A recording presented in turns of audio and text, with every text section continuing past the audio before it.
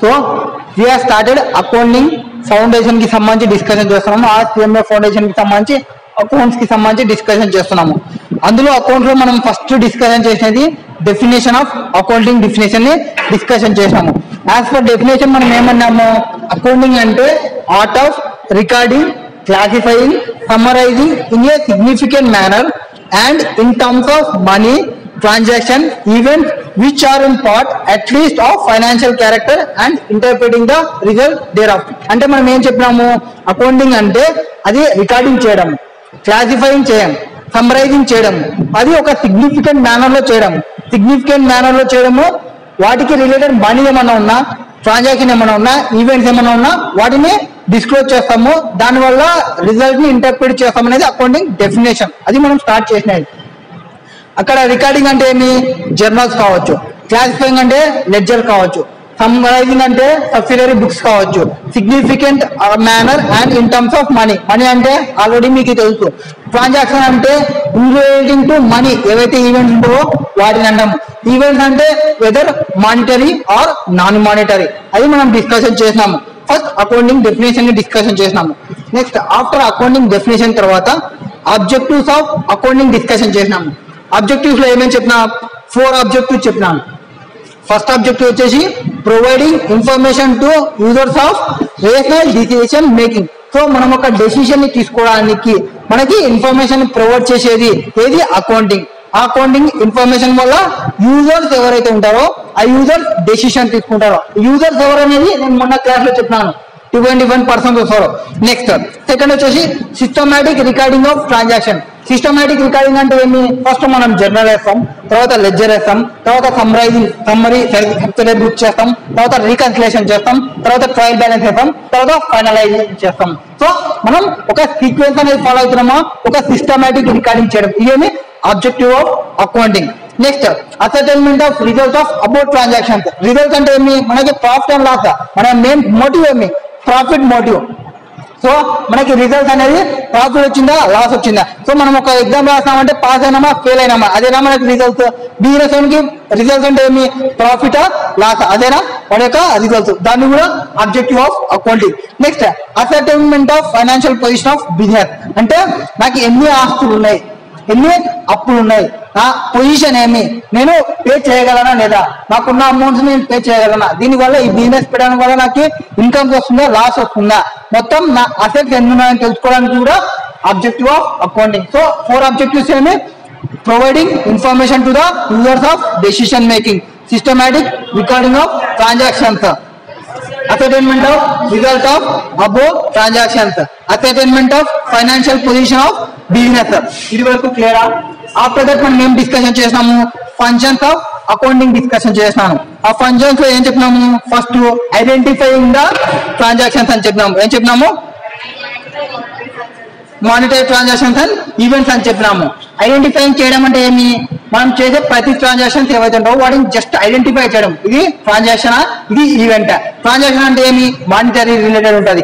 Event అంటే ఏమి, non monetary ఉండొచ్చు, మానిటరీ ఉండొచ్చు. వెదర్ ఏమన్నా ఫస్ట్ ఒక ఈవెంట్ అవుతుంది, అది ఐడెంటిఫై చేయాలి. అది ఫస్ట్ ఫంక్షన్. సెకండ్ ఫంక్షన్ అంటే ఏమి, measurement of identified transaction and event. ఇది ఒక ట్రాన్సాక్షన్ అని చెప్పినాను, ఇదొక ట్రాన్సాక్షన్ అని చెప్పినాను.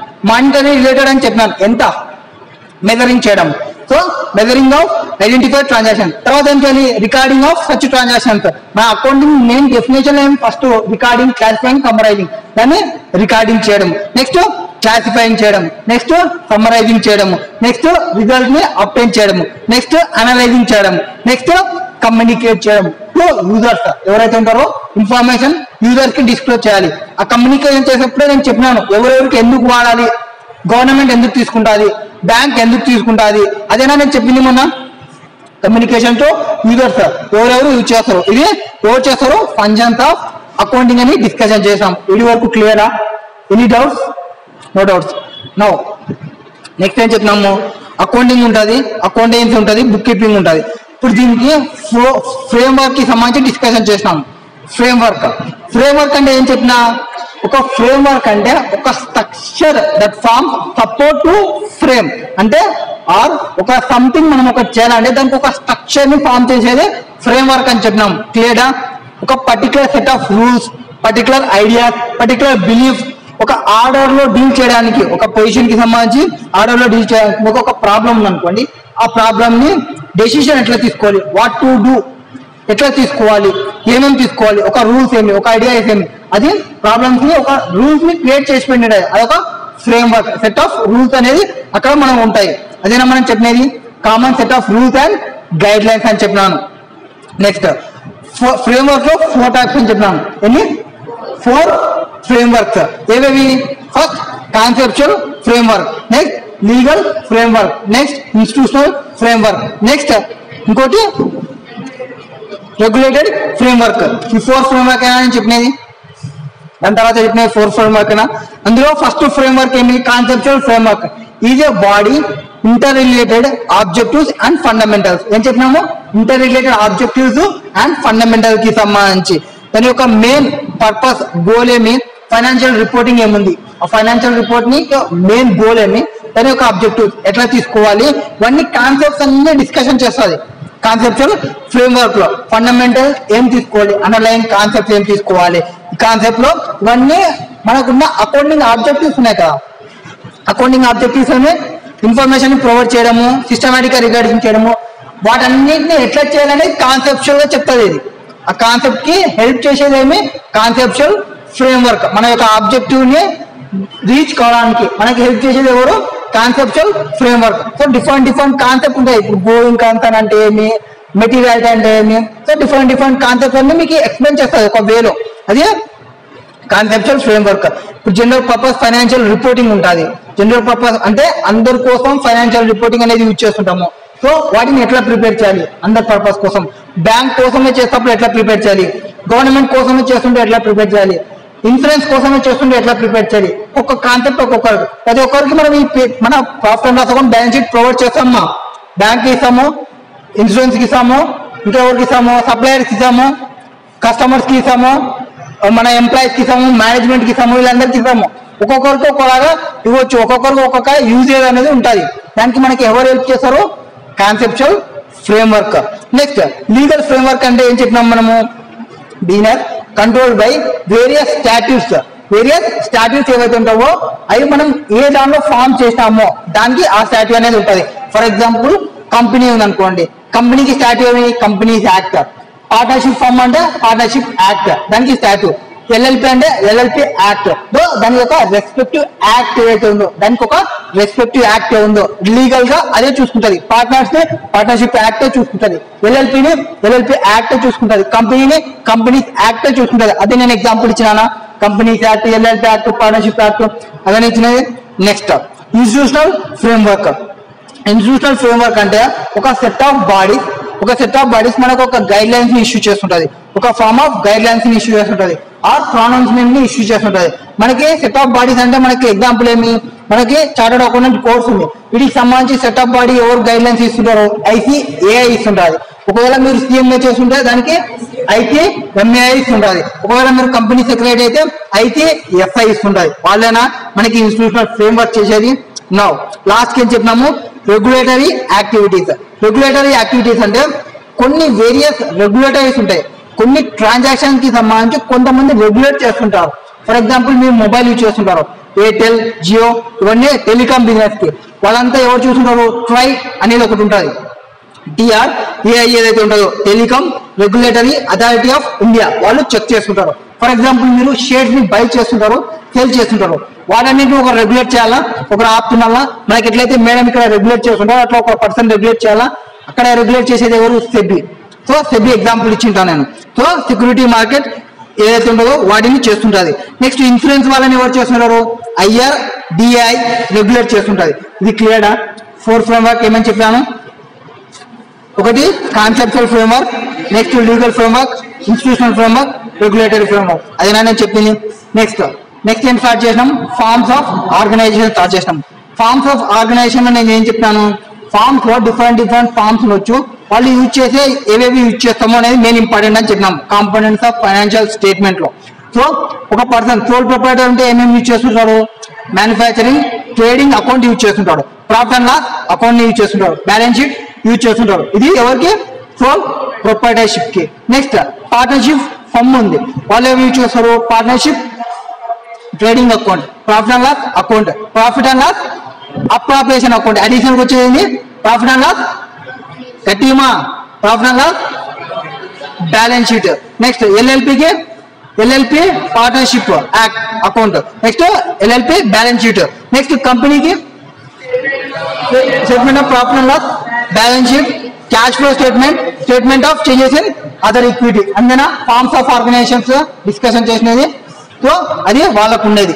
నెక్స్ట్ మనం నెక్స్ట్ టాపిక్స్ ఏం చెప్పినాం? అకౌంటింగ్ ప్రిన్సిపల్స్, కాన్సెప్ట్, కన్వెన్షన్స్ ని డిస్కషన్ చేసాం. నౌ అకౌంటింగ్ ప్రిన్సిపల్స్ అంటే ఏం చెప్పినా? ఫస్ట్ ఒక రూల్స్ ఆఫ్ యాక్షన్స్, మనకున్న యాక్షన్స్ సంబంధించి రూల్స్ మొత్తం యూనివర్సల్లీగా అకౌంటెంట్ ఎవరైతే ఉంటారో వాళ్ళంతా అడాప్ట్ చేసుకోవడానికి, universally adapted by the accountants. ఒక సెట్ ఆఫ్ రూల్స్ ని యూనివర్సల్ గా సెట్ ఆఫ్ అకౌంటెంట్ ఎవరైతే ఉన్నారో వాళ్ళంతా అడాప్ట్ చేసుకోవడానికి కొన్ని ప్రిన్సిపల్స్ ని పెట్టాము. వాటిని మనం ఏమన్నాము? అకౌంటింగ్ ప్రిన్సిపల్స్ అన్నాము. Accounting principles furtherly classified into 2 types అని చెప్పినాను. ఒకటి అకౌంటింగ్ కాన్సెప్ట్, ఇంకోటి అకౌంటింగ్ కన్వెన్షన్. క్లియరా? ఇది వరకు క్లియరా? Any doubts? Accounting concept, accounting convention. No accounting concept అంటే ఏం చెప్పినాను? Accounting concept refers assumption and conditions that define the parameters and consent within the accounting operates. So మనం ఒక అకౌంటింగ్ ఆపరేట్ చేస్తున్నప్పుడు మనకున్న సెట్ ఆఫ్ రూల్స్, మనం తీసుకునే assumptions, మనం తీసుకునే కండిషన్స్, వాటన్నిటికీ అకౌంటింగ్ కాన్సెప్ట్ డిస్కషన్ చేస్తుంది. దీనికి ఇది తీసుకోండి, మీరు లాంగ్ టర్మ్ లో ఉంటే గోయింగ్ కన్సర్న్ అని చెప్పండి, ఇంత అమౌంట్ మీరు మెటీరియాలిటీ అనుకోండి. సో అట్లా డిఫరెంట్ అనేది ఉంటుంది. సో అకౌంటింగ్ ప్రిన్సిపల్స్ ని మనం తీసుకుంటూ ఉంటాము. Now, common accounting concepts ఏమేమి ఉన్నాయి? Common accounting concepts includes entity, business entity concept. Next, going concern concept. Next, periodicity accounting concept. Next, money measurement concept. Next, accrual concept. Next, relation concept. Next, cost concept. So, ఇవేనా concept మనం చెప్పినది. Next concept తర్వాత మనం ఏం start చేసినాము? Accounting convention start చేసినాము. అంతేనా? Accounting convention అంటే ఏం చెప్పినాము? Accounting concept, convention, customs and traditions. Customs and traditions associated with the practical application of accounting principles. మనకి ఏవైతే అకౌంటింగ్ ప్రిన్సిపల్ చెప్పినామో ఈ అకౌంటింగ్ ప్రిన్సిపల్స్ ని ప్రాక్టికల్ గా అప్లై చేసేటప్పుడు వాటికి అకౌంటింగ్ కస్టమ్స్, ట్రెడిషన్స్ ఎట్లా యూజ్ చేయాలి అనేది అకౌంటింగ్ కన్వెన్షన్ చెప్తుంది. Accounting convention further classified into 4 types. అంతేనా? 4 ఏవేవి? ఫస్ట్ ఇది convention of conservatism, convention of consistency, convention of materiality, convention of full disclosure. ఈ వరకు క్లియరా? ఇది వరకు ఏం డౌట్ లేదు కదా? నౌ ఇక్కడ చూడమా. నెక్స్ట్ అకౌంటింగ్ కాన్సెప్ట్ లో బిజినెస్ ఎంటిటీ కాన్సెప్ట్ గురించి ఫస్ట్ డిస్కషన్ చేసినాం. అంతేనా? బిజినెస్ ఎంటిటీ కాన్సెప్ట్ అంటే ఎవరు? బిజినెస్ ఎంటిటీలో ఎవరైతే పర్సన్ ఉంటారో, sole proprietor, business entity person ఎవరైతే సోల్ ప్రొప్రైటర్ ఉంటారో ఆ పర్సన్ పర్సనల్ ట్రాన్సాక్షన్ ఉంటాయి, బిజినెస్ ట్రాన్సాక్షన్ ఉంటాయి. మనం ఏం తీసుకోవాలి? ఓన్లీ బిజినెస్ ట్రాన్సాక్షన్ మీద తీసుకోవడం అనేది బిజినెస్ ఎంటిటీ ట్రాన్సాక్షన్ చెప్పేది. బిజినెస్ ఎంటిటీ కాన్సెప్ట్ ఏం చెప్తుంది? మీకున్న ట్రాన్సాక్షన్స్ ఉంటాయి, పర్సనల్ ఉంటాయి, ప్లస్ బిజినెస్ ఉంటాయి, కానీ మీరు ఏం తీసుకోవాలి? ఓన్లీ బిజినెస్ రిలేటెడ్ తీసుకోవాలి అనేది బిజినెస్ ఎంటిటీ కాన్సెప్ట్ డిస్కషన్ చేస్తుంది. దాని తర్వాత గోయింగ్ కన్సర్న్. గోయింగ్ కన్సర్న్ అంటే ఏం చెప్పినా? ఏవైతే బిజినెస్ అనేది continue to operate for longer period. ఎంత లాంగర్ పీరియడ్? Foreseeable future. అంటే మనం ఈ రోజు బిజినెస్ పెట్టి రేపే క్లోజ్ చేద్దామన్న ఇంటెన్షన్ లో స్టార్ట్ చేస్తామా? నో, ఎవరు స్టార్ట్ చేయము. లాంగ్ పీరియడ్ లో ఉండాలనే స్టార్ట్ చేసింటాము. దాన్ని మనం ఏమన్నాము? గోయింగ్ కన్సర్న్ అన్నాము. నెక్స్ట్ అకౌంటింగ్ పీరియడ్ కాన్సెప్ట్ అంటే ఏం చెప్పినాము? Accounting period will start on 1st April start అయ్యేది, ఎండ్ ఆన్ 31st March. అదే మనకు అకౌంటింగ్ పీరియడ్. దట్ ఈస్ మన ఫైనాన్షియల్ ఇయర్ అని చెప్పినాము. క్యాలెండర్ ఇయర్ అంటే 1st January కి స్టార్ట్ అయ్యి 31st December కి ఎండ్ అవుతుంది. బట్ మన అకౌంటింగ్ ఇయర్ అంటే start from 1st April, end from 31st March కి ఎండ్ అవుతుంది accounting period. Next money measurement concept. Money measurement concept అంటే ఇన్ టర్మ్స్ ఆఫ్ మనీ ఏవైతే ఉన్నావో వాటన్నిటిని రికార్డింగ్ చేసుకోవాలి. In terms of money related ఏమైనా వాటన్నిటిని రికార్డింగ్ చేసుకోవాలి. Money measurement concept. Next accrual concept అంటే ఏం చెప్పినా? మనీ ట్రాన్సాక్షన్ లేకుంటుంది, బట్ మనం రికార్డింగ్ చేయాలి. అంటే ఏమేమి ఎగ్జాంపుల్ ఏం చెప్పినా? సాలరీస్ పేయబుల్ ఉంది, ట్రాన్సాక్షన్ అనేది అక్కర్ అయింది, మేడం వాళ్ళకి నెక్స్ట్ మంత్ పే చేయాలి, బట్ పే చేయాలని మీకు ఆల్రెడీ తెలుసా, పే చేయాలని తెలుసు. సో మనం దాన్ని రికార్డింగ్ చేసుకోవడం అనేది ఎవరు చెప్తారు, అక్రూవల్ కాన్సెప్ట్ ని డిస్కషన్ చేస్తుంది. So both cash transaction and credit transaction. For example sale చేసాం, ఎంజీఎం వస్తుంది,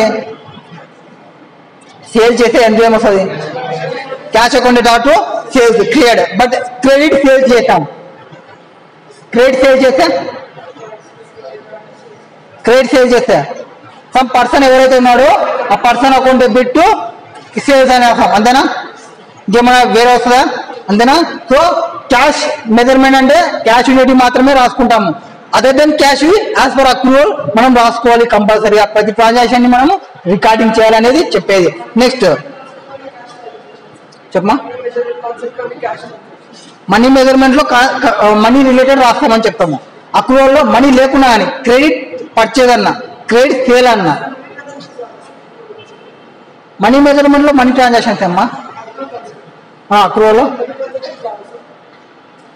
అక్రూవల్ లో మనీ ఉండొచ్చు, నాన్ మనీ ఉండొచ్చు, ప్రతి ఒక్క ట్రాన్సాక్షన్ రాయాలి. బట్ ప్రతి ఒక్క ట్రాన్సాక్షన్ ఒక పేరు పెట్టుకుంటున్నాము. ఇక్కడ కాన్సెప్ట్ అంటే ఏమి, మనం చేసిన ప్రతి ట్రాన్సాక్షన్ ని రికార్డింగ్ చేయాలి. రికార్డింగ్ చేసేటప్పుడు ఒక్కొక్క పేరు పెట్టుకుంటున్నాము. ఇప్పుడు మనం అక్రూవల్ మెథడే వాడేది, ప్రతి ఒక్కటి రికార్డింగ్ చేస్తుంటాము. బట్ ఇవి ట్రాన్సాక్షన్ క్యాష్ ఇన్వాల్వ్ కాకుండా కూడా మీరు రాయాలని చెప్పేది అక్రూవల్. నెక్స్ట్ ఏమి, dual aspect concept. Dual aspect concept అంటే ఏమి, asset is equal to liabilities plus capital. మనకి ఆల్రెడీ ఆ ఫార్ములా తెలుసు, అకౌంటింగ్ ఈక్వేషన్ అది. Next matching concept. Matching concept అంటే ఏమి, మన యొక్క రెవెన్యూకి దాని రెస్పెక్టివ్ ఎక్స్పెండిచర్ ని మ్యాచ్ చేసుకునే రాసుకోవాలి.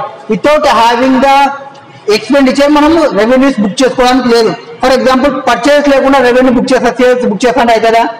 ఇట్ ఈస్ నాట్ కరెక్ట్, అంతేనా? మ్యాచింగ్ కాన్సెప్ట్ అనేది కంపల్సరీ. నువ్వు ఒక వస్తువుని సేల్ చేస్తున్నావు అంటే ఖచ్చితంగా వస్తువు పర్చేజ్ చేసి ఉండాలి. సమ్ అమౌంట్ కి నువ్వు పర్చేజ్ చేస్తానే సమ్ అమౌంట్ కి సేల్ చేస్తా. నేను నా బుక్స్ లో ఓన్లీ సేల్స్ రాద్దాం అనుకుంటున్నా, అలో చేస్తుందా?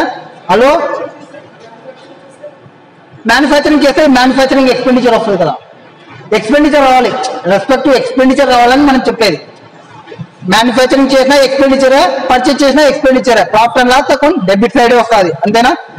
Profit and loss account debit side వస్తుంది. Profit and loss account debit side ఏం రాకుండా క్రెడిట్ సైడ్ ఏం రాదు, డైరెక్ట్ గా క్రెడిట్ సైడ్ అనేది ఏం రాదు. Next matching concept. Next realisation concept. Realisation concept అంటే ఏం చెప్పినాము, మనకి అసెట్ కి సంబంధించి రిలేటెడ్ కావాలి. అంటే నేను ఒక అసెట్ ని సేల్ చేసినా అని చెప్పడం వేరు, సేల్ చేశాక నాకు అమౌంట్ వచ్చిందనేది చెప్పేది వేరు. ఫర్ ఎగ్జాంపుల్ 50,000 కున్న అసెట్ 60,000 కి సేల్ చేసినాను, బట్ నాకు క్యాష్ ఏం రాలా, 60,000 వస్తేనే కదా నాకు క్యాష్ రియలైజ్ అయినట్టు. సో క్యాష్ రియలైజ్ అయ్యింది అనేది చెప్పాలి. రియలైజేషన్ కాన్సెప్ట్ మనం ఏ కాన్సెప్ట్ యూజ్ చేస్తున్నాం అనేది దాని బేస్ ఉంటుంది. Next cost concept. Cost concept అంటే P&L కి డెబిట్ సైడ్ ఉన్నది. కాస్ట్ అంటే అవే కదా మన ఎక్స్పెండిచర్ ఏవైతున్నామో అవన్నీ కాస్ట్ కాన్సెప్ట్ కి సంబంధించి, ఇవి కాన్సెప్ట్ కి సంబంధించి మనం డిస్కషన్ చేస్తాం. నెక్స్ట్ అకౌంటింగ్ కన్వెన్షన్ కి సంబంధించి. అకౌంటింగ్ కన్వెన్షన్ లో ఏమి, కన్వెన్షన్ ఆఫ్ కన్జర్వేటిజం. అంటే మనం ఇక్కడ ఏం చెప్తాము, యాంటిసిపేట్ నో ప్రాఫిట్స్. నాకు ఈ ప్రాఫిట్స్ వస్తాయని ఇప్పుడే బుక్ చేయొద్దండి, కన్జర్వ్ ఉండండి. కన్జర్వేటిజం అంటే ఏమి, anticipate no profits but provide for all possible losses అన్నాము. నీకు ఈ లాస్ వస్తుందని నీకు అనిపిస్తున్నా బుక్ చేయి, ఈ ప్రాఫిట్ వస్తుంది అన్నప్పుడు నువ్వు బుక్ చేయొద్దు. సో ప్రాఫిట్ ని ముందనే బుక్ చేయకూడదు, లాసెస్ ని బుక్ చేసుకోవచ్చు. అది ఎవరు చెప్తారు, కన్వెన్షన్ ఆఫ్ కన్జర్వేటిజం చెప్తుంది. Next convention of consistency. Consistency అంటే ఏమి, ఒకటే ట్రాన్సాక్షన్ మీరు రెగ్యులర్ గా చేయాలి, కన్సిస్టెన్సీగా ఫాలో కావాలి. ఈరోజు ఒకటి మారకూడదు. కంపల్సరీగా రెగ్యులర్ వేలో వర్క్ చేస్తుండాలి, రెగ్యులర్ వేలో మనం చేస్తుండాలి. సేమ్ అకౌంటింగ్ ప్రిన్సిపల్స్ ఏవైతే ఉన్నావో సేమ్ అకౌంటింగ్ ప్రిన్సిపల్స్ నే మనం యూజ్ చేయాలి. అప్పుడే మనకి ఫైనాన్షియల్ ఇయర్ అనేది మీనింగ్ఫుల్ ఉంటుంది, అంతేనా? ఒకవేళ ఫర్ ఎగ్జాంపుల్ మీరు ఈ రోజు అకౌంటింగ్ క్లాస్ ఉంటారు, రేపు కామర్స్ క్లాస్ ఇంత అంటున్నారు, నెక్స్ట్ సాంస్క్రిట్ క్లాస్ ఇంత అంటున్నారు ఈ టైంలో. సో అప్పుడు మీకు మీనింగ్ఫుల్ అనేది ఉండదు. మీరు సిఎంఏ ఫౌండేషన్ పాస్ కావాలంటే ఆర్ సిఏ ఫౌండేషన్ పాస్ కావాలంటే మీకు సాంస్క్రిట్ పని చేయదు, ఇంగ్లీష్ పని చేయదు, కమ్యూనికేషన్ పని చేయదు. మీకు అకౌంట్స్ అనేది కావాలి, అకౌంట్స్ రిలేటెడ్ కావాలి. అకౌంటింగ్ అనేది మీకు ఎప్పుడు సిఏ ఫౌండేషన్ మీనింగ్ఫుల్ అయ్యేది. అకౌంటింగ్ అనేది త్రూఅవుట్ ఇయర్ లో వింటేనే, ఈ అకౌంటింగ్ సంబంధించిన బుక్ అయిపోయేంత వరకు వింటేనే మీకు మీనింగ్ఫుల్. అంటే కన్సిస్టెన్సీ అనేది మీరు మెయింటైన్ చేయాలి, కన్సిస్టెన్సీ అనేది మీరు మెయింటైన్ చేయాలి. ఎందుకంటే మనం మెయింటైన్ చేయము కన్సిస్టెన్సీ. ఎందుకు, మనకి 5 days class, 6 days weeks, 7th Sunday అనేది హాలిడే, అది తీసేద్దాం. బట్ 6 days ఉంది. 6 days లో మనం 6 days క్లాస్ ఉంటున్నామా? లేదు, 2 days వెళ్ళిపోతుంది. ఎందుకు? మనకి స్టడీ అవర్స్ ఉన్నాయి, అంతేనా? మనము కన్సిస్టెన్సీగా లేము, మిడిల్లో 2 days గ్యాప్ తీసుకుంటున్నాం కదా ఎగ్జామ్స్ ఉన్నాయని. సో కన్సిస్టెన్సీగా లేము. కనీసం రిమైనింగ్ 4 days అన్న కన్సిస్టెన్సీగా ఉన్నాం అనుకోండి, we will get the meaningful. So meaningful ఉండాలంటే మనం కన్సిస్టెన్సీగా యూజ్ చేయాలి. మన అకౌంటింగ్ మనం రాసిన ప్రతి ఒక్క ట్రాన్సాక్షన్ అనేది మీనింగ్ఫుల్ ఉంటేనే మనకి వాల్యుబుల్ అయ్యేది. Next convention of materiality. Materiality అంటే ఏం చెప్పినాము? ప్రతి ఒక్క ట్రాన్సాక్షన్ అనేది ఉంటుంది, దానిలో important for relevant information. Important for relevant information మనకి ఇంపార్టెంట్ ఏవి అనేది చెప్పడానికి materiality. So for example A college ఉంది, ఈ కాలేజీకి అందరికి ఫీజు అమౌంట్ ఉంటుంది, అందరికి ఫీజు అమౌంట్ ఉంటుంది, ఒక్కొక్కరికి ఒక్కొక్క ఫీజు అమౌంట్ ఉంటుంది. ఫర్ ఎగ్జాంపుల్ 10th లో నీకు ఇంత స్కోర్ వస్తే ఒక అమౌంట్ ఉండడము, 10th లో నీకు వీళ్ళు పెట్టిన ఎగ్జామ్ కండక్ట్ చేసిన ఎగ్జామ్ పాస్ అయితే ఒక ఫీజు ఉండడము, మీరు ఈ కోర్సు చేస్తుంటే మీకు కొంత అమౌంట్ ఉండడము, అట్లా డిఫరెంట్ ఫీజు అనేది ఉంటుందా? ఖచ్చితంగా ఫీజు అనేది ఉంటుంది. ఈ కాలేజ్ వాళ్ళకి ఏది మెటీరియాలిటీ అంటే 1 lakh 2 lakhs 3 lakhs మెటీరియాలిటీ అనేది వాళ్ళు డిసైడ్ చేసుకుంటారు. అది కన్వెన్షన్ ఆఫ్ మెటీరియాలిటీ. ఇంపార్టెంట్ ఏది? రిలవెంట్ ఇన్ఫర్మేషన్ కి. Next convention of full disclosure. Convention of full disclosure అంటే ప్రతి ఒక్కటి డిస్క్లోజ్ చేయాలి, ప్రతి ఒక్కటి చెప్పాలి. మనం మోసం చేయకూడదు. అవతల పర్సన్ ఎవరైతే ఉంటారో ఆ పర్సన్ ని మనం కంపల్సరీగా ఫుల్ డిస్క్లోజ్ చేయాలి అనేది మనం డిస్కషన్ చేస్తాం. ఇది వరకు క్లియరా? Definition, objectives, functions, conventions, principles, concepts. Convention of material అంటే ఇంపార్టెంట్ అండ్ రిలవెంట్ ఇన్ఫర్మేషన్ అనేది చెప్పాలి. ఫర్ ఎగ్జాంపుల్ నీ సప్లయర్ ఉన్నారు, సప్లయర్ కి ఇది ఇంపార్టెంట్ అని తెలుసు అనుకో, అది నువ్వు చెప్పాలి. నువ్వు షేర్ మార్కెట్ లో ఇన్వెస్ట్మెంట్ చేస్తున్నావు, నీ షేర్ హోల్డర్స్ ఉంటారు, వాళ్ళకి ఇంపార్టెంట్ ఇన్ఫర్మేషన్ ఏంటనేది నువ్వు చెప్పాలి. దాన్ని బేస్ చేసుకుని వాళ్ళు ఇన్ఫర్మేషన్ డెసిషన్ తీసుకుంటారు కదా, దాన్ని బేస్ చేసుకునే తీసుకుంటారు. సో ఇంపార్టెంట్ ఇన్ఫర్మేషన్ ఏమి? ఫర్ ఎగ్జాంపుల్ నువ్వు ఇంటర్మీడియట్ చదువుతున్నావు, ఇంటర్మీడియట్ పాస్ కావాలంటే ఇంపార్టెంట్ క్వశ్చన్స్ ఏవి అనేది నీకు తెలియాలి, మెటీరియాలిటీ. సో మెటీరియాలిటీ అంటే ఏమి? ఇంపార్టెంట్ ఇన్ఫర్మేషన్ ఏది అనేది తెలుసుకోవడానికి ఒక రేషియో అన్నమాట. నెక్స్ట్ మనం ఏం స్టార్ట్ చేసినాము? క్యాపిటల్, రెవెన్యూ, ట్రాన్సాక్షన్ డెఫినేషన్ చెప్పినామా? Transaction is bifurcated into capital and revenue అని చెప్పినామా? ఫస్ట్ ట్రాన్సాక్షన్ అంటే ఏం చెప్పినాము? Transaction is a event which is expressed in monetary terms and brings changes in financial position of a business unit. Financial position అంటే మన యొక్క P&L, మన యొక్క బ్యాలెన్స్ షీట్. మన యొక్క P&L లో, మన యొక్క బ్యాలెన్స్ షీట్ లో మానిటరీ టర్మ్స్ కి సంబంధించి చేంజెస్ వస్తే దాన్ని ట్రాన్సాక్షన్ అంటామని చెప్పినాము. Transaction was classified into 2 types. One capital transaction, another one is revenue transaction. ఇది వరకు క్లియరా? నౌ ఆ క్యాపిటల్ అనేది, క్యాపిటల్ ట్రాన్సాక్షన్ అనేది క్యాపిటల్ రిసీట్ కావచ్చు, క్యాపిటల్ ఎక్స్పెండిచర్ కావచ్చు. రెవెన్యూ అనేది రెవెన్యూ రిసీట్ కావచ్చు, రెవెన్యూ ఎక్స్పెండిచర్ కావచ్చు. ఇది వరకు మనం డిస్కషన్ చేస్తామా? దాంతో మనం ఏం చెప్పినాము? ఫస్ట్ క్యాపిటల్ ఎక్స్పెండిచర్ అంటే ఏమనేది చెప్పినాము. నౌ క్యాపిటల్ ఎక్స్పెండిచర్ అంటే డిస్కషన్ చెప్పినాము. ఏం చెప్పినా క్యాపిటల్ ఎక్స్పెండిచర్ అంటే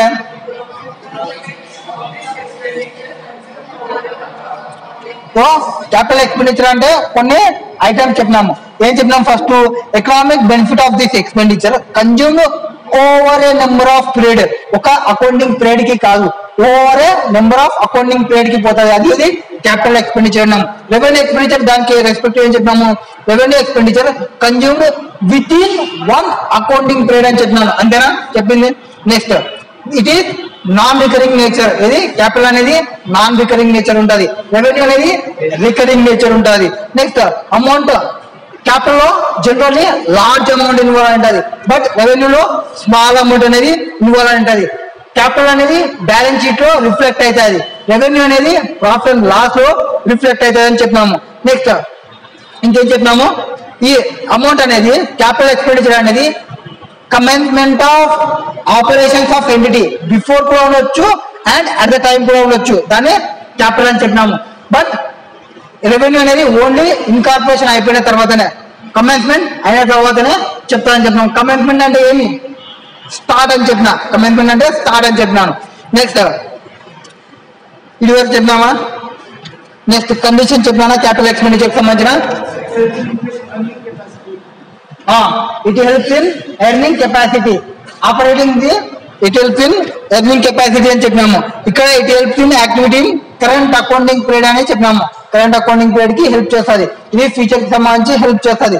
next rules for determining capital expenditure. ఒక ఎక్స్పెండిచర్ ని ఇది క్యాపిటల్ ఎక్స్పెండిచర్ అని చెప్పాలంటే కొన్ని రూల్స్ చూసుకోవాలి, కొన్ని కండిషన్స్ చూసుకోవాలని చెప్పిన. ఏవి కండిషన్స్? ఫస్ట్ కండిషన్ వచ్చేసి an expenditure incurred for the purpose of acquiring long term asset. అదేనా ఫస్ట్ పాయింట్ చెప్పింది నేను. వేరే పాయింట్ ఏమైనా ఉందా మీ బుక్ లో? మీరు చెప్పాలి, మీకు అంతా రివ్యూ అని చెప్పినప్పుడు చెప్పాలి మీరు. Come an expenditure incurred for purpose of acquiring long term asset. Acquiring when expenditure is incurred to improve present conditions of machine, ఏదైతే ప్రజెంట్ కండిషన్ ని ఇంప్రూవ్ చేయడానికి. Next expenditure incurred to increase earning capacity of a business.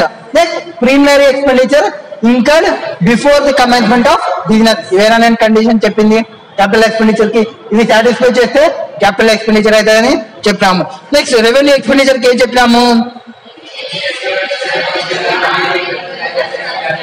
First point అదేనా, cannot be recognised as capital expenditure. Capital expenditure condition తెలుసు. Capital expenditure condition ని satisfy చేయకుంటే revenue nature and it is in. Next point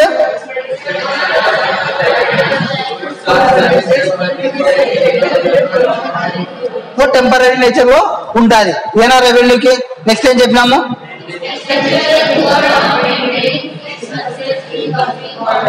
working order. So మన యొక్క fixed asset ని work చేయడం కోసం పెట్టే ఎక్స్పెండిచర్ ఏమంటాము? రెవెన్యూ ఎక్స్పెండిచర్ అంటాము. ఒకవేళ నేను ఫిక్స్డ్ అసెట్ నే పర్చేజ్ చేస్తే క్యాపిటల్ ఎక్స్పెండిచర్ అంటాము. అది వరకు క్లియరా? దాని తర్వాత కొన్ని ప్రాబ్లమ్ చేసినాం అనుకుంటా, అంతేనా?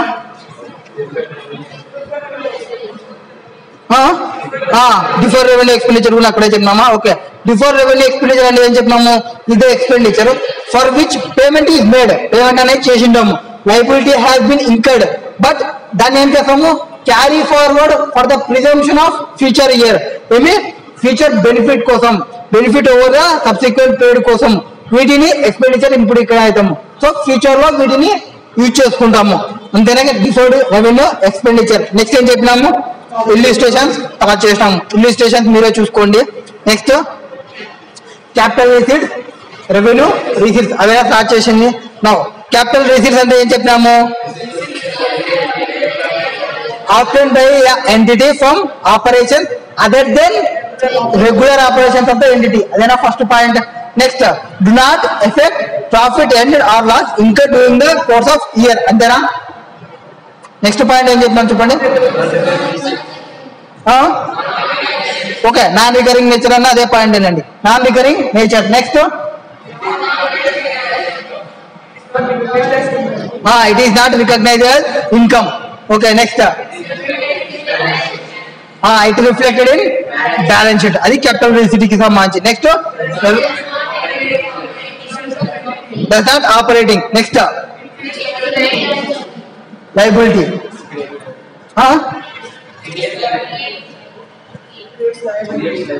it creates liability. Okay, sir. Next, revenue. So capital receipt के में रासामो first obtained by entity from operations other than regular operations, non-recurring in nature, not recognized as income, reflected in balance sheet, not affect on operating results of entity, and some cases it may create liability. And then next, revenue receipts के में रासामो receive obtained regular day-to-day operations, regular day-to-day operations కోసం use చేస్తామని చెప్పినామా. Next recurring in nature. Next recognized as an income. Next credit to income profit and loss account కి credit చేస్తాము. Next affected operating results ని effect చేస్తుంది. Next it does not create any liability. ఇది వరకు ఏం చెప్పింది? Revenue receipts. నెక్స్ట్ ఏం చెప్తాము? Capital profits, revenue profits. Next capital loss, revenue loss. అంతేనా చెప్పి? ఆడి వరకు క్లియరా? ఆడి వరకు క్లియర్ ఉంటుంది notes. Capital profits, okay, capital profit, revenue profits ఆపించినామా? ఆడి వరకు క్లియరా? నెక్స్ట్ వాటి తర్వాత నేను ఏం స్టార్ట్ చేసిన అంటే అకౌంటింగ్ సైకిలేనా? కరెక్టేనా? అకౌంటింగ్ సైకిల్ స్టార్ట్ చేసినా అమ్మా, అంతేనా? అందరి బుక్ లో అకౌంటింగ్ సైకిలే ఉంటుంది. లేదు అంటే మీరు బుక్ ప్రాపర్ గా రాసుకోలేదనే ఉందా? ఉంటే ఓకే.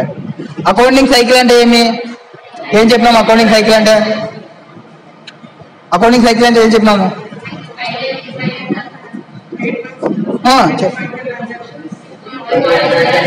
చెప్పండి. ఓకే ఇక్కడ సీక్వెన్షియల్ స్టెప్స్ ఉంటాయి అకౌంటింగ్ సైకిల్లో. ఒక స్టెప్స్ ఉంటాయని చెప్పినాం. ఆ స్టెప్స్ లో ఏం చెప్పినాం? ఫస్ట్ ఐడెంటిఫైయింగ్ ద ట్రాన్సాక్షన్స్ అంటే ఒక ట్రాన్సాక్షన్ ఫస్ట్ మనం ఐడెంటిఫై చేయాలి. అంటే నేను పర్చేస్ చేసిన, సేల్స్ చేసిన, ఎక్స్పెండిచర్ అయింది, శాలరీస్ అయింది, వేజెస్ అయింది. ట్రాన్సాక్షన్ ఏది? శాలరీనా, వేజా, డిప్రిషియేషనా, సేల్సా, పర్చేసా? ఫస్ట్ ఐడెంటిఫై చేయాలి. ఫస్ట్ ట్రాన్సాక్షన్ ని ఐడెంటిఫై చేయాలి. ఆ ట్రాన్సాక్షన్ ఐడెంటిఫై చేసి దాని బేసే కదా రెవెన్యూనా క్యాపిటల్ డిసైడ్ అయ్యేది. ఫస్ట్ ఐడెంటిఫై చేసినాం. Next recording transaction as journal. Recording transaction as journal లో రికార్డింగ్ చేయాలి. మీకు ఆల్రెడీ జర్నల్ తెలుసు. జర్నల్లో రికార్డింగ్ ఎట్లా చేయాలని తెలుసు. మనం జర్నల్ స్టార్ట్ చేసేటప్పుడు ఇంకా క్లియర్ గా ఉంటాము. నెక్స్ట్ పోస్టింగ్ టు లెడ్జర్ కి పోస్ట్ చేయాలి. Next drafting of unadjusted trial balance. Unadjusted trial balance ఇది కంప్లీట్ కాదు, జస్ట్ వచ్చిన ట్రాన్సాక్షన్స్ అన్ని ఫిల్అప్ చేసుకున్నాము. మనకి టోటల్ అనేది టాలీ కాకుండా దాన్ని ఏమంటాం మనము? అన్అడ్జస్టెడ్ ట్రయల్ బ్యాలెన్స్ అంటాము. దానికి ఏం చేయాలి? కొన్ని అడ్జస్ట్మెంట్ ఎంట్రీస్ ని పాస్ చేయాలి. Passing of adjustment entries. Next drafting of adjusted trial balance. అలా పాస్ చేసినాక మళ్ళీ డ్రాఫ్ట్ చేయాలి అడ్జస్ట్ చేసిన ట్రయల్ బ్యాలెన్స్ ని. అప్పుడు టాలీ అయిపోతుంది. So debit is equal to credit అనేది క్లియర్ అయిపోతుంది. అప్పుడు క్లోజ్ ద బుక్స్ ని క్లోజ్ చేయండి. బుక్స్ ని క్లోజ్ చేసి ఏం చేయాలి? ఫైనాన్షియల్ స్టేట్మెంట్ ని డ్రాఫ్ట్ చేయండి. Drafting the financial statement. అదేనా చెప్పినది? ఏమేమి చెప్పినామో అకౌంటింగ్ సైకిల్ లో identifying the transaction, recording journal, posting to ledger, drafting unadjusted trial balance, adjustment entries, drafting adjusted trial balance, closing the books, drafting the financial statement. ఇవేనా నేను discussion చేసినవి? దాని తర్వాత ఏం డిస్కషన్ చేసినాము? డెఫినేషన్ ఆఫ్ ఈవెంట్ అంటే ఏం చెప్పినామా? ఓకే. ఈవెంట్ ఇది చెప్పండి. ఈవెంట్ ఇది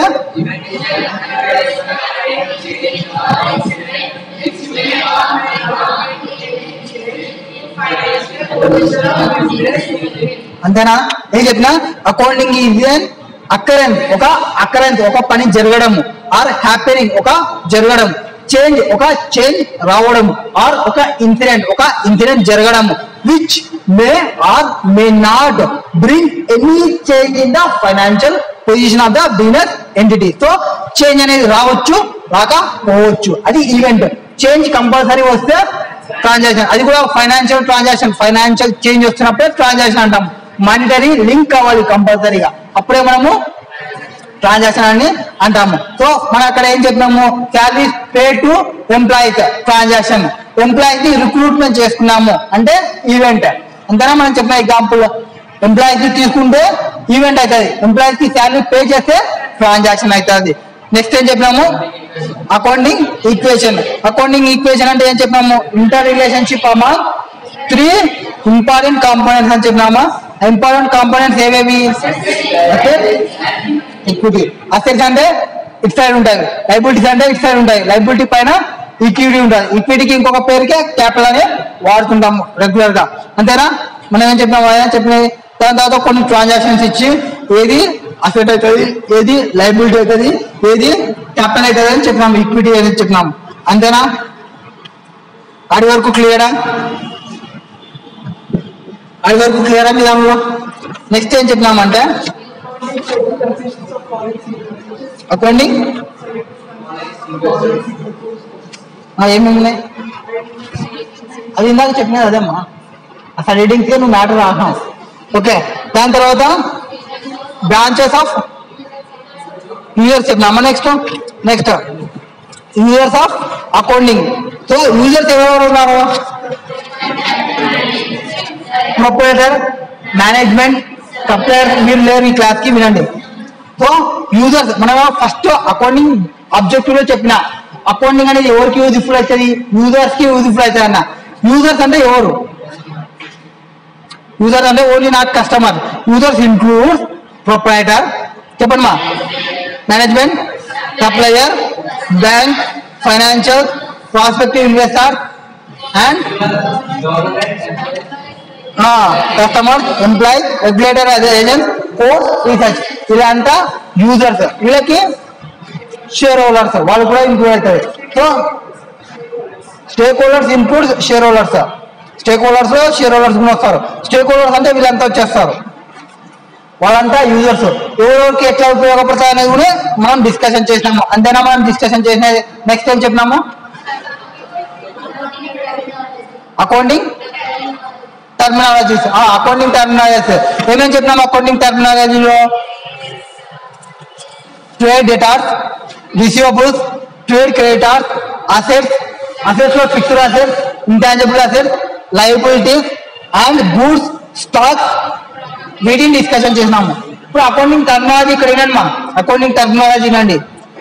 ట్రేడ్ డెటార్ అంటే ఎవరు? కస్టమర్. ట్రేడ్ డెటార్ అంటే ఎవరు? కస్టమర్. కస్టమర్కి ఇంకొక పేరే ట్రేడ్ డెటార్స్ అని యూజ్ చేయొచ్చు. ఎవరైతే పర్సన్ బిజినెస్ కి పేమెంట్ చేయాల్సి ఉందో, బిజినెస్ కి ఓన్స్ అంటే బిజినెస్ కి కావాల్సిన ఉందో వాడు ట్రేడ్ డెటార్స్ అవుతారు. బిజినెస్ ఓన్స్ అంటే బిజినెస్ కట్టాల్సి ఉందనుకో వాడేమవుతాడు? మనం కట్టాల్సి ఉన్నప్పుడు ట్రేడ్ పేయబుల్స్. సప్లయర్. రిసీవబుల్ అంటే నీకు వచ్చేది మా. పేయబుల్ అంటే మనం కట్టాల్సినది.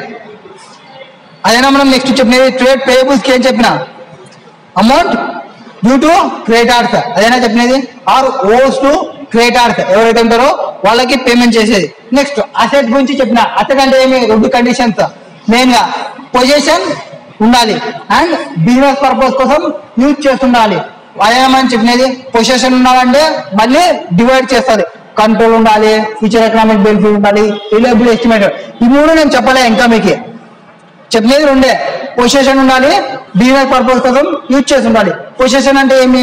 నాకు కంట్రోల్ ఉండాలి, ఆ సెట్ ని నేను ఏమైనా చేయగలే కేపబిలిటీ ఉండాలి. అదేనా నేను చెప్పినది పొజిషన్ అంటే. Next fixed assets. Fixed assets కి మనం ఏం చెప్పినాము? ఏవైతే ఫిక్స్డ్ అసెట్స్ కంటిన్యూడ్ మనకి ప్రొడ్యూసింగ్ గూడ్స్ చేస్తుంటావో, ప్రొడ్యూసింగ్ సర్వీస్ చేస్తుంటావో, ఒక ఫిక్స్డ్ వేలో ఉండి వర్క్ చేస్తుంటావో వాటన్నింటినీ ఏం ఎగ్జాంపుల్ చెప్పినాం? Land, building, land and machinery అన్ని ఫిక్స్డ్ అసెట్స్ అయినా. నెక్స్ట్ ఫిక్స్డ్ అసెట్స్ తర్వాత టాంజిబుల్ ఫిక్స్డ్ అసెట్స్ అని చెప్పినాము, ఆర్ ఇంటాంజిబుల్ ఫిక్స్డ్ అసెట్స్ అని చెప్పినాము. ఇంటాంజిబుల్ ఫిక్స్డ్ అసెట్స్ ఏమేమి వస్తాయి? Good will, patent, which cannot be seen, which cannot be touch ఏవైతే ఉంటావో వాటన్నిటి మనం ఇంటాంజిబుల్ అసెట్స్ అని చెప్పినాము. నెక్స్ట్ ఇంటాంజిబుల్ అసెట్స్ తర్వాత కరెంట్ అసెట్స్ అని చెప్పిన.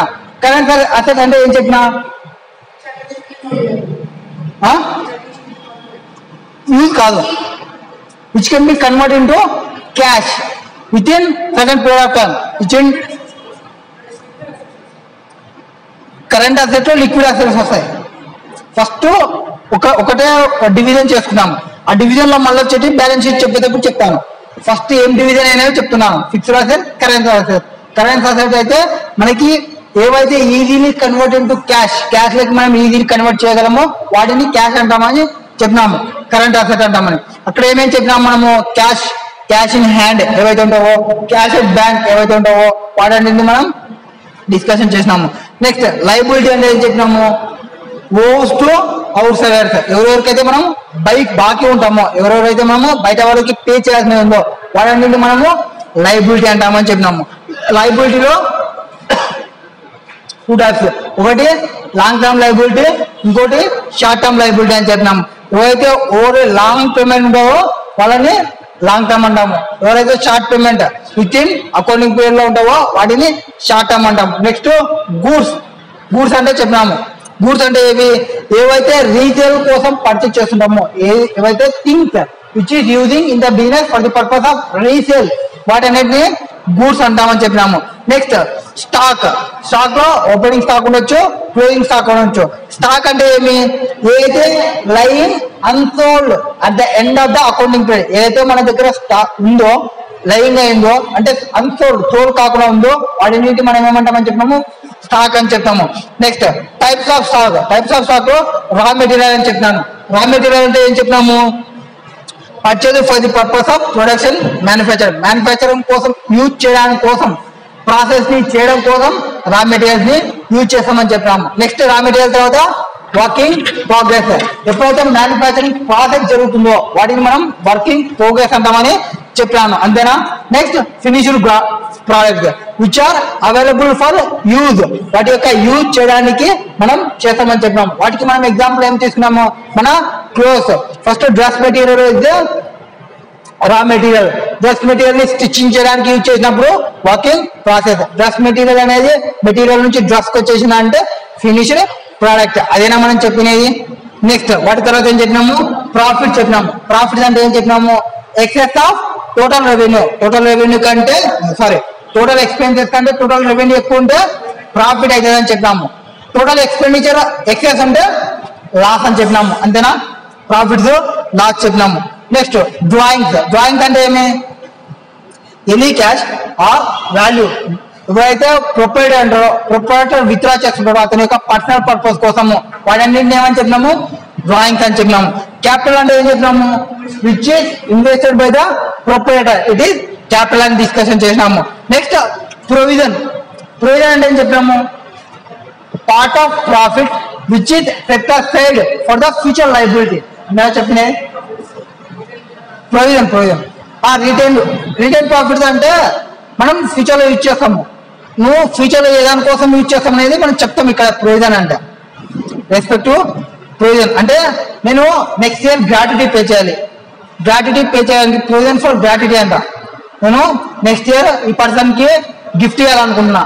సో పర్సన్ కి provision for this person gift అని ఎక్స్పెక్ట్ ఎగ్జాక్ట్ గా నేను చెప్తాను ఆ పర్సన్ కి అనేది. అప్పుడు ప్రొవిజన్. ఊరికే ఏం చెప్పకుండా తీసి పెట్టుకుంటే రిటైన్ ప్రాఫిట్స్ అని చెప్పుకోవచ్చు. So profits, part of profit set aside for the expected losses అంటే ప్రొవిజన్ అని చెప్పినాము. నెక్స్ట్ కంటింజెంట్ లయబిలిటీ చెప్పినాము. కంటింజెంట్ లయబిలిటీ అంటే అన్సర్టైన్ పాసిబుల్ లయబిలిటీ. అక్కడ లయబిలిటీ వస్తనేది కన్ఫామ్ గా తెలియదు, అన్సర్టనిటీ అనేది ఉంది అని చెప్పినాము. అండ్ ఈ ఇక్కడ depends happening or non happening of things. ఒక థింగ్ అనేది జరగకపోవడం వల్ల మనకి లైబిలిటీ అనేది ఉంటుందని కంటింజెంట్ లైబిలిటీ అన్నాము. అది ఎక్కడ డిస్క్లోజ్ చేస్తామని చెప్పినాను? బ్యాలెన్స్ షీట్ కింద ఫుట్ నోట్స్ లో డిస్క్లోజ్ చేస్తామని చెప్పినాము. అంతేనా? ఇది వరకు క్లియరా? నెక్స్ట్ టైం స్టార్ట్ చేసినామా? Branches of accounting. బ్రాంచెస్ లో 3 బ్రాంచెస్ చెప్పినాను.